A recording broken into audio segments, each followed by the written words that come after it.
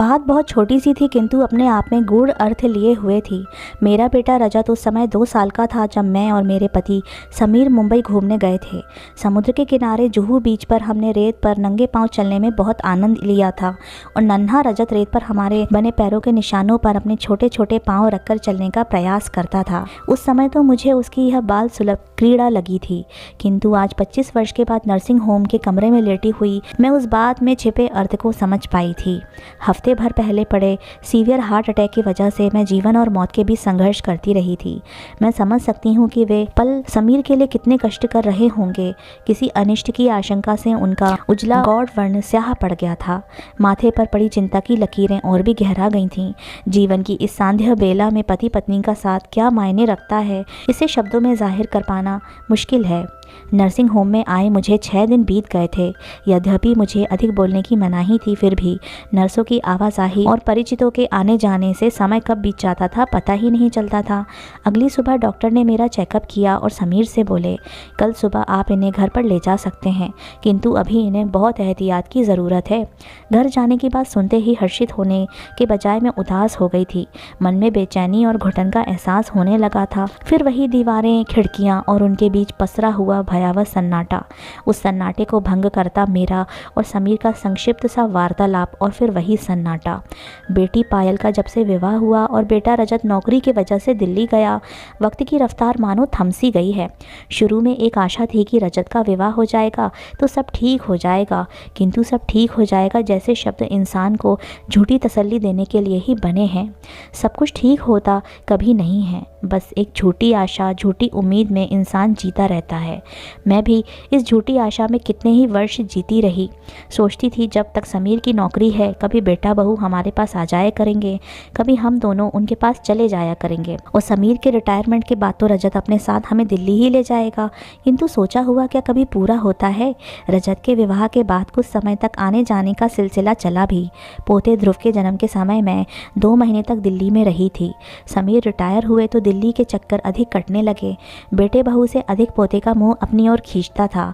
वैसे भी मूलधन से ब्याज अधिक प्यारा होता है।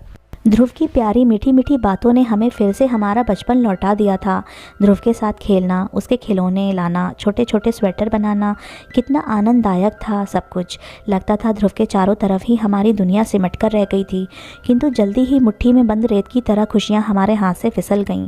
जैसे जैसे मेरा और समीर का दिल्ली जाना बढ़ता गया, नेहा का हमारे ऊपर लुटता स्नेह कम होने लगा था और उसकी जगह ले ली उपेक्षा ने। मुँह से उसने कभी कुछ कहा नहीं, ऐसी बातें शब्दों की शायद मोहताज होती भी नहीं, किंतु मुझे पता था कि उसके मन में क्या चल रहा था। भयभीत थी कि वह इस ख्याल से कहीं मैं और समीर उसके पास दिल्ली शिफ्ट ना हो जाएं। ऐसा नहीं था कि रजत नेहा के इस बदलाव से पूरी तरह अनजान था, किंतु वह भी नेहा के व्यवहार की शुष्कता को नज़रअंदाज कर रहा था। मन ही मन शायद वह भी समझता था कि माँ बाप के उसके पास आकर रहने से उनकी स्वतंत्रता में बाधा पड़ेगी, उसकी जिम्मेदारियाँ बढ़ जाएंगी, जिससे उनका दाम्पत्य जीवन प्रभावित होगा।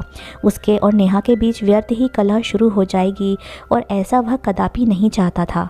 मैंने अपने बेटे रजत का विवाह कितने चाव से किया था, नेहा के ऊपर अपनी भरपूर ममता लुटाई थी, किंतु मैंने एक गहरी सांस ली। मन में तरह तरह के ख्याल आ रहे थे, शरीर में और भी शिथिलता महसूस हो रही थी। मन न जाने कैसा कैसा हो रहा था। माँ बाप इतने जतन से बच्चों को पालते हैं और बच्चे क्या करते हैं माँ बाप के लिए? बुढ़ापे में उनका सहारा तक नहीं बनना चाहते, बोझ समझते हैं उन्हें। आक्रोश से मेरा मन भर उठा था। क्या यही संस्कार दिए थे मैंने रजत को? इस विचार ने जैसे ही मेरे मन को मथा, तभी मन के भीतर कहीं छनक की आवाज़ हुई और अतीत के आईने में मुझे अपना बदरंग चेहरा नजर आने लगा। अतीत की न जाने कितनी कटु स्मृतियां मेरे मन की कैद से छुटकारा पाकर जहन में उभरने लगी थीं। मेरा समीर से जिस समय विवाह हुआ, वह आगरा में एक सरकारी दफ्तर में अकाउंट्स ऑफिसर थे। वह अपने माँ बाप के एक लौते बेटे थे। मेरी सास धार्मिक विचारों वाली सीधी सादी महिला थीं। विवाह के बाद पहले दिन से ही उन्होंने माँ के समान मुझ पर अपना स्नेह लुटाया। मेरे नाज नखरे उठाने में भी उन्होंने कमी नहीं रखी। सारा दिन अपने कमरे में बैठकर मैं या तो साज श्रृंगार करती या फिर पत्रिकाएं पढ़ती रहती थी और वह अकेली घर का कामकाज निपटाती। उनमें न जाने कितना सब्र था कि उन्होंने मुझसे कभी कोई गिला शिकवा नहीं किया। समीर को कभी कभी मेरा काम न करना खटकता था। दबे शब्दों में वह अम्मा की मदद करने को कहते थे, किंतु मेरे माथे पर पड़ी त्योरियां देखकर खामोश रह जाते। धीरे धीरे सास की झूठी झूठी बातें कहकर मैंने समीर को उनके खिलाफ भड़काना शुरू कर दिया, जिससे समीर और उनके माँ बाप के बीच संवादहीनता की स्थिति आ गई। आखिर एक दिन अवसर देखकर मैंने समीर को अपना ट्रांसफ़र करा लेने को कहा। थोड़ी नानुकुर के बाद वह सहमत हो गए। अभी विवाह को 1 साल ही बीता था कि माँ बाप को बेसहारा छोड़कर मैं और समीर लखनऊ आ गए। जिंदगी भर मैंने अपने सास ससुर की उपेक्षा की। उनकी ममता को उनकी विवशता समझकर जीवन भर अनदेखा करती रही। मैंने कभी नहीं चाहा मेरे सास ससुर मेरे साथ रहें। उनका दायित्व उठाना मेरे बस की बात नहीं थी। अपनी स्वतंत्रता, अपनी निजता मुझे अत्यधिक प्रिय थी। समीर पर मैंने सदैव अपना आधिपत्य चाहा। कभी नहीं सोचा बूढ़े माँ बाप के प्रति भी उनके कुछ कर्तव्य हैं। इस पीड़ा और उपेक्षा को झेलते झेलते मेरे सास ससुर कुछ साल पहले ही इस दुनिया से चले गए। वास्तव में इंसान बहुत ही स्वार्थी जीव है। दोहरे मापदंड होते हैं उसके जीवन में, अपने लिए कुछ और दूसरे के लिए कुछ और। अब जब मेरी उम्र बढ़ रही है, शरीर साथ छोड़ रहा है, मेरे विचार, मेरी प्राथमिकताएं बदल गई हैं। अब मैं हैरान होती हूँ आज की युवा पीढ़ी पर, उसकी छोटी सोच पर। वह क्यों नहीं समझती कि बुज़ुर्गों का साथ रहना उनके हित में है। आज के बच्चे अपने माँ बाप को अपने बुज़ुर्गों के साथ जैसा व्यवहार करते देखेंगे, वैसा ही व्यवहार वे भी बड़े होकर उनके साथ करेंगे। एक दिन मैंने स्नेहा से कहा था कि घर के बड़े बुजुर्ग आंगन में लगे वट वृक्ष के समान होते हैं, जो भले ही फल ना दे लेकिन अपनी छाया अवश्य देते हैं। मेरी बात सुनकर नेहा के चेहरे पर व्यंग्यात्मक हंसी तैर गई थी। उसकी बड़ी बड़ी आंखों में अनेक प्रश्न दिखाई दे रहे थे। उनकी खामोशी मुझसे पूछ रही थी कि क्यों मम्मी जी, क्या आपके बुजुर्ग आंगन में लगे वट वृक्ष के समान नहीं थे? क्या वे आपको अपनी छाया, अपना संबल प्रदान नहीं करते थे? जब आपने उनके संरक्षण में नहीं रहना चाहा तो फिर मुझसे ऐसी अपेक्षा क्यों? आहत हो उठी थी मैं उसके चेहरे के भावों को पढ़कर, और साथ ही साथ शर्मिंदा भी। उस समय अपने शब्द ही मुझे खोखले जान पड़े थे। इस समय मन की अदालत में न जाने कितने प्रसंग घूम रहे थे, जिनसे मैं स्वयं को अपराधी के कटघरे में खड़ा पा रही थी। कहते हैं ना, इंसान सबसे दूर भाग सकता है किंतु अपने मन से कभी दूर नहीं भाग सकता। उसकी एक एक करनी का बही खाता मन के कंप्यूटर में फीड रहता है। मैंने चेहरा घुमाकर खिड़की के बाहर देखा।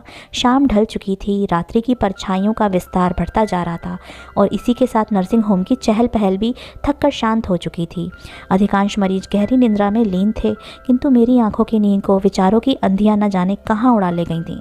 सोना चाहकर भी नहीं सो पा रही थी। मन बेचैन था। एक असुरक्षा की भावना मन को घेरे हुए थी। तभी मुझे अपने नज़दीक आहट महसूस हुई। चेहरा घुमाकर देखा, समीर मेरे निकट खड़े थे। मेरे माथे पर हाथ रख स्नेह से बोले, क्या बात है पूजा, इतनी परेशान क्यों रही हो? मैं घर नहीं जाना चाहती हूँ। डूबते स्वर में मैं बोली, मैं जानता हूँ तुम ऐसा क्यों कह रही हो। घबराओ मत, कल का सूरज तुम्हारे लिए आशा और खुशियों का संदेश लेकर आ रहा है। तुम्हारे बेटा बहू तुम्हारे पास आ रहे हैं। समीर के कहे इन शब्दों ने मुझ में एक नई चेतना, नई स्फूर्ति भर दी। सचमुच रजत और नेहा का आना मुझे उजली धूप सा खिला गया। आते ही रजत ने अपनी बाहें मेरे गले में डालते हुए कहा, ये क्या हाल बना लिया मम्मी, कितनी कमज़ोर हो गई हो। खैर कोई बात नहीं, अब मैं आ गया हूँ, सब ठीक हो जाएगा। एक बार फिर से इन शब्दों की भूल भुलैया में मैं विचरने लगी। एक नई आशा, नए विश्वास की नन्ही नन्ही कोपले मन में अंकुरित होने लगीं। व्यर्थ ही मैं चिंता कर रही थी। कल से न जाने क्या क्या सोचे जा रही थी। हंसी आ रही थी अब मुझे अपनी सोच पर। जिस बेटे को मैंने 9 महीने अपनी कोख में रखा, ममता की छाँव में पाल पोस कर बड़ा किया, वह भला अपने माँ बाप की ओर से आंखें कैसे मूंद सकता है? मेरा रजत ऐसा कभी नहीं कर सकता। नर्सिंग होम से मैं घर वापस आई तो समीर और बेटे बहू क्या घर की दीवारें तक जैसे मेरे स्वागत में पलके बिछा रखी थीं। घर में चहल पहल हो गई थी। ध्रुव की प्यारी प्यारी बातों ने मेरी आधी बीमारी को दूर कर दिया था। रजत अपने हाथों से दवा पिलाता, नेहा गरम खाना बनाकर आग्रहपूर्वक खिलाती। 6-7 दिन में ही मैं स्वस्थ नज़र आने लगी थी। एक दिन शाम की चाय पीते पीते रजत ने कहा, पापा मुझे आए 10 दिन हो चुके हैं। आप तो जानते हैं प्राइवेट नौकरी है, अधिक छुट्टी लेना ठीक नहीं है। तुम ठीक कर रहे हो, कब जाना चाहते हो? समीर ने पूछा। कल ही हमें निकल जाना चाहिए, किंतु आप दोनों चिंता मत करना, जल्द ही मैं फिर आऊँगा। अपनी ओर से आश्वासन देकर रजत और नेहा अपने कमरे में चले गए। एक बार फिर से निराशा के बादल मेरे मन के आकाश पर छाने लगे। हताश स्वर में मैं समीर से बोली, जीवन की सांध्य बेला में अकेलेपन की त्रासदी झेलना ही क्या हमारी नियति है? इन हाथ की लकीरों में क्या बच्चों का साथ नहीं लिखा है? पूजा, इतनी भावुकता दिखाना ठीक नहीं है। जिंदगी की हकीकत को समझो। रजत की प्राइवेट नौकरी है, वह अधिक दिन यहाँ कैसे रुक सकता है? समीर ने मुझे समझाना चाहा। मेरी आंखों में आंसू आ गए। रुंधे कंठ से मैं बोली, यहाँ नहीं रुक सकता किंतु हमें अपने साथ दिल्ली चलने को तो कह सकता है, या इसमें भी उसकी कोई विवशता है?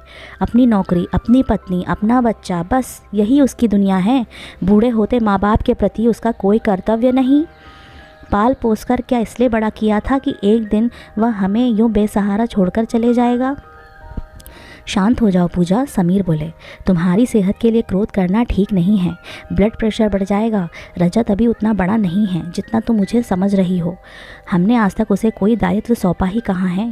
पूजा, अक्सर हम अपने बच्चों से अपेक्षा रखते हैं कि हमारे बिना कुछ कहे ही वे हमारे मन की बात को समझ जाएं, वही बोलें जो हम उनसे सुनना चाहते हैं, और ऐसा ना होने पर दुखी होते हैं। रजत पर क्रोध करने से बेहतर है तुम उससे अपने मन की बात कहो। देखना, यह सुनकर कि हम उसके साथ दिल्ली जाना चाहते हैं, वह बहुत प्रसन्न होगा।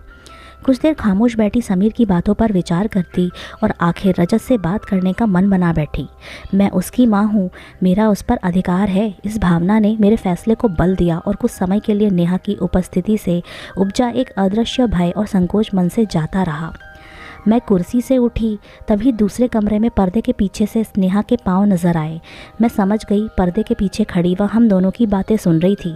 मेरा निश्चय कुछ डगमगाया, किंतु अधिकार की बात याद आते ही पुनः कदमों की दृढ़ता आ गई। रजत के कमरे के बाहर नेहा के शब्द मेरे कानों में पड़े। मम्मी ने तो स्वयं जीवन भर आज़ाद पंछी बनकर ऐश की है और मुझे अभी से दायित्वों के बंधन में बांधना चाहती हैं। नहीं रजत, मैं साथ नहीं रहूंगी। नेहा से मुझे कुछ ऐसी ही ना समझे की उम्मीद थी, अतः मैंने ऐसा दिखाया मानो मैंने कुछ सुना ही ना हो। तभी मेरे कदमों की आहट सुनकर रजत ने मुड़कर देखा। बोला, अरे मम्मी, तुमने आने की तकलीफ़ क्यों की? मुझे बुला लिया होता। रजत बेटा, मैं तुमसे कुछ कहना चाहती हूँ। कहते कहते मैं हाँफने लगी। रजत ने मुझे पलंग पर बैठाया और फिर स्वयं मेरे नज़दीक बैठ मेरा हाथ सहलाते हुए बोला, हाँ अब बताओ मम्मी, क्या कह रही हो? बेटा, अब मेरा और तुम्हारे पापा का अकेले यहाँ रहना बहुत कठिन है। हम दोनों तुम्हारे पास दिल्ली रहना चाहते हैं। अकेले मन भी नहीं लगता है। इससे पहले कि रजत कुछ कहता, समीर भी ध्रुव को गोद में उठाए कमरे में चले आए। बात का सूत्र हाथ में लेते हुए बोले, रजत, तुम तो देख ही रहे हो अपनी मम्मी की हालत। इन्हें अकेले संभालना अब मेरे बस की बात नहीं है। इस उम्र में हमें तुम्हारे सहारे की आवश्यकता है। पापा, आप दोनों का कहना अपनी जगह ठीक है, किंतु यह भी तो सोचिए, लखनऊ का इतना बड़ा घर छोड़कर आप दोनों दिल्ली में हमारे 2 कमरों के फ्लैट में कैसे एडजस्ट हो पाएंगे? यहाँ तक मन लगने की बात है, आप दोनों अपना रूटीन चेंज कीजिए। सुबह शाम घूमने जाइए, कोई क्लब अथवा संस्था ज्वाइन कीजिए। जब आपका यहाँ मन नहीं लगता है तो दिल्ली में कैसे लग सकता है? वहाँ तो अगल बगल रहने वाले आपस में बात तक नहीं करते। मन लगाने के लिए हमें पड़ोसियों का नहीं, अपने बच्चों का साथ चाहिए। तुम और नेहा जॉब पर जाते हो, इस कारण ध्रुव को क्रैच में छोड़ना पड़ता है। हम दोनों वहाँ रहेंगे तो ध्रुव को क्रैच में नहीं भेजना पड़ेगा। हमारा भी मन लगा रहेगा और ध्रुव की परवरिश भी ठीक से होती रहेगी। क्रैच में बच्चों को छोड़ना आजकल कोई समस्या नहीं है पापा, बल्कि क्रैच में दूसरे बच्चों का साथ पाकर हर बच्चा हर बात जल्दी सीख जाता है जो घर में रहकर नहीं सीख पाता है। इसका मतलब तुम नहीं चाहते कि हम दोनों तुम्हारे साथ दिल्ली में रहें? समीर कुछ उत्तेजित हो उठे। कैसी बातें करते हैं पापा, मैं भी चाहता हूँ कि हम लोग एक साथ रहें, किंतु प्रैक्टिकली ये संभव नहीं है। तभी नेहा बोल उठी, इससे बेहतर विकल्प यह होगा कि हम लोग यहाँ आते रहें, बल्कि आप दोनों भी कुछ दिनों के लिए आइए, हमें अच्छा लगेगा। कुछ शब्द पर उसने विशेष जोर दिया। उनकी बात का उत्तर दिए बिना मैं और समीर अपने कमरे में चले आए। शाम का अंधेरा गहराता जा रहा था। मेरे भीतर भी कुछ गहरा होता जा रहा था, कुछ टूट रहा था, बिखर रहा था। हताश सी मैं पलंग पर लेटकर छत को निहारने लगी। वर्तमान से छिटक कर मैं अतीत के गलियारे में विचरने लगी थी। आगरा में मेरे सास ससुर उन दिनों बीमार रहने लगे थे। समीर अक्सर बूढ़े माँ बाप को लेकर चिंतित हो उठते थे। रात के अंधेरे में अक्सर उन्हें फ़र्ज और कर्तव्य जैसे शब्द याद आते। खून जोश मारता। बूढ़े माँ बाप को साथ रखने को जी चाहता, किंतु सुबह होते होते भावुकता व्यावहारिकता में बदल जाती। काम की व्यस्तता और मेरी इच्छा को सर्वोपरि मानते हुए वह जल्द ही माँ बाप को साथ रखने की बात भूल जाते। एक बार मैं और समीर दिवाली पर आगरा गए थे। उस समय मेरी सास ने कहा था, समीर बेटे, मेरी और तुम्हारे तुम्हारे बाबूजी की तबीयत अब ठीक नहीं रहती, अकेले पड़े पड़े दिल घबराता है, काम भी नहीं होता। यह मकान बेचकर तुम्हारे साथ लखनऊ रहना चाहते हैं। इससे पहले कि समीर कुछ कहे मैं उपेक्षापूर्ण स्वर में बोल उठी थी, अम्मा मकान बेचने की भला क्या ज़रूरत है, आपकी लखनऊ आने की इच्छा है तो कुछ दिनों के लिए आ जाइए। कुछ शब्द पर मैंने भी विशेष जोर दिया था। इस बात से अम्मा और बाबूजी बेहद आहत हो उठे थे। उनके चेहरे पर न जाने कहाँ की वेदना और लाचारी सिमट आई थी। फिर कभी उन्होंने लखनऊ रहने की बात नहीं उठाई थी।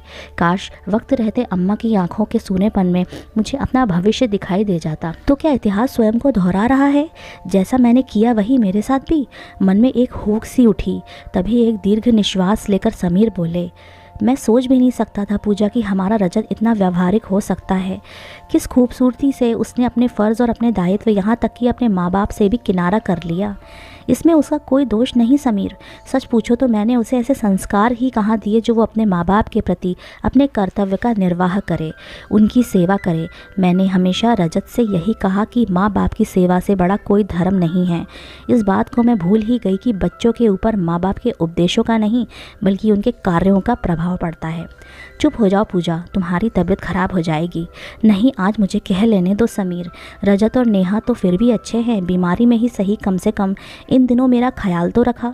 मैंने तो कभी अम्मा और बाबूजी से अपनत्व के दो शब्द नहीं बोले। कभी नहीं चाहा कि वो दोनों हमारे साथ यहीं रहे। यही नहीं, तुम्हें भी सदैव तुम्हारा फ़र्ज़ पूरा करने से रोका। जब पेड़ ही बबूल का बोया हो तो आम के फल की आशा रखना व्यर्थ है। समीर ने मेरे दुर्बल हाथ को अपनी हथेलियों के बीच लेकर कहा, इसमें दोष अकेले तुम्हारा नहीं मेरा भी है, लेकिन अब अफसोस करने से क्या फ़ायदा। दिल छोटा मत करो पूजा, बस यही कामना करो हम दोनों का साथ हमेशा बना रहे। मैंने भाव विहल होकर समीर का हाथ कसकर थाम लिया। हृदय की संपूर्ण वेदना चेहरे पर सिमट आई।